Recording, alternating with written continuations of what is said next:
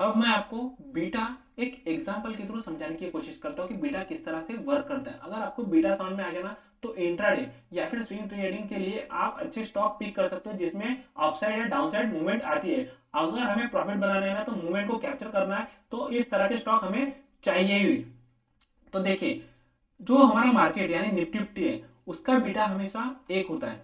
अगर निफ्टी 1% की मूवमेंट देता है अपसाइड, तो जिन स्टॉक का बीटा एक है, तो वो स्टॉक भी अपसाइड 1% की मूवमेंट देंगे। अगर निफ्टी 1% डाउन होती है, तो जिन स्टॉक का बीटा एक है, तो वो स्टॉक भी 1% से ही नीचे गिरते हैं।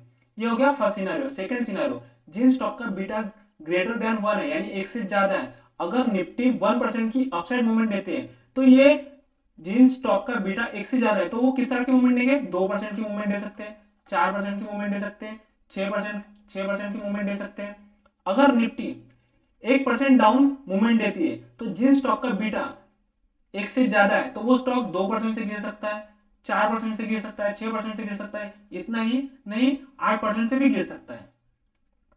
ये हो गया सेकंड सिनारियो। थर्ड सिनारियो, जिन स्टॉक का बीटा एक से कम है, अगर निफ्टी 1% की अपसाइड मूवमेंट देता है, तो जिन स्टॉक का बीटा एक से कम है, वो किस तरह से मूवमेंट देगा अपसाइड? 0.90, 0.80, इस तरह की अपसाइड मूवमेंट देगा अगर निफ्टी ने अपसाइड मूवमेंट दिया है तो। अगर निफ्टी 1% डाउनसाइड मूवमेंट देता है यानी गिरता है, तो जिन स्टॉक का बीटा एक से कम है, वो स्टॉक क्या करेंगे? 0.40 से गिर सकते हैं, 0.60 से गिर सकते हैं। तो इस तरह से स्टॉक गिर सकते हैं। अगर किसी स्टॉक का बीटा जीरो है, इसका मतलब है उन स्टॉक को मार्केट से कोई मतलब नहीं। उसी तरह अगर किसी स्टॉक का बीटा नेगेटिव है, मार्केट अगर ऊपर जाएगा, तो जिन स्टॉक का बीटा नेगेटिव है वो नीचे जाएंगे।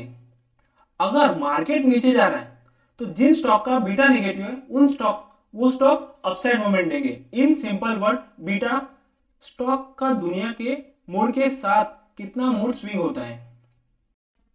नमस्ते दोस्तों, स्वागत है आपका मेरे YouTube चैनल पर। आज के इस वीडियो में हम डिस्कस करने वाले हैं व्हाट इज बीटा, यानी बीटा क्या होता है। देखिए, अगर आप एक बिगनर हो तो आपको बिल्कुल नहीं पता होगा बीटा क्या होता है। तो अगर आपको पहले से पता होगा तो आप ये वीडियो को स्किप कर ले, लेकिन अगर आपको नहीं पता होगा तो आप ये वीडियो एंड तक देख सकते हो और आपको इंट्राडे में स्टॉक सिलेक्शन में काफी हद तक मदद हो जाएगी, और स्विंग ट्रेडिंग के लिए जो भी आप स्टॉक सिलेक्शन करते हो उसके लिए भी काफी हद तक मदद हो सकती है। तो मैं आपका ज्यादा समय न लेते हुए सीधा वीडियो स्टार्ट करने की कोशिश करता हूं, और मैं आपको सिंपल वर्ड में समझाने की कोशिश करता हूं कि बीटा एक्चुअली क्या होता है और किस तरह से वर्क करता है। देखिए, ये जो बीटा है ना, एक न्यूमेरिकल मेजर करता है, यानी जिस भी कंपनी का स्टॉक का प्राइस है, वो बीटा ये बताता है हमें कि स्टॉक का प्राइस कितना ऊपर या फिर कितना नीचे जा सकता है, ये स्टॉक कितना हाईली वोलेटाइल है या फिर लो वोलेटाइल है, यानी ओवरऑल मार्केट के कंपैरिजन में।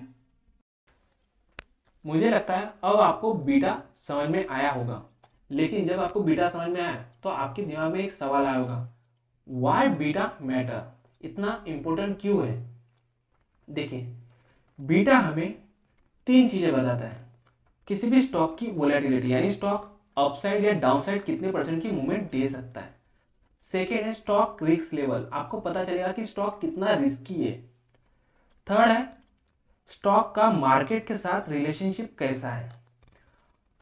अगर आप सेफ इन्वेस्टर हो, तो आप हमेशा लो बीटा स्टॉक चूज करो, यानी जिस स्टॉक का बीटा लेस देन 1 है, बीटा एक से कम है, उन स्टॉक को चूज करो। अगर आप अग्रेसिव ट्रेडर हो और स्टॉक की अपसाइड या डाउनसाइड को जो मूवमेंट आती है उसको कैप्चर करना चाहते हो, तो उन स्टॉक को चूज करो जिन स्टॉक का बीटा ग्रेटर देन 1 है, यानी एक से ज्यादा है, क्योंकि ये आपको अच्छी मूवमेंट देंगे और उस मूवमेंट को आप कैप्चर करके अच्छा प्रॉफिट जनरेट कर सकते हो। बीटा एक तरह का रिस्क थर्मोमीटर है। देखिए, हाई बीटा वाले स्टॉक है ना, अगर आपने फंडामेंटल एनालिसिस किया और आपकी एनालिसिस राइट रही, तो कंटिन्यूसली स्टॉक का प्राइस अपसाइड जाता है। लेकिन ये हाई बीटा वाला स्टॉक कब पेन देता है? जब क्रैश होता है, जब मार्केट कंटिन्यूसली नीचे गिरता है। ओके, तो ये आपको पता होना चाहिए हाई बीटा कब आपको पेन देगा और कब आपको गेन देगा।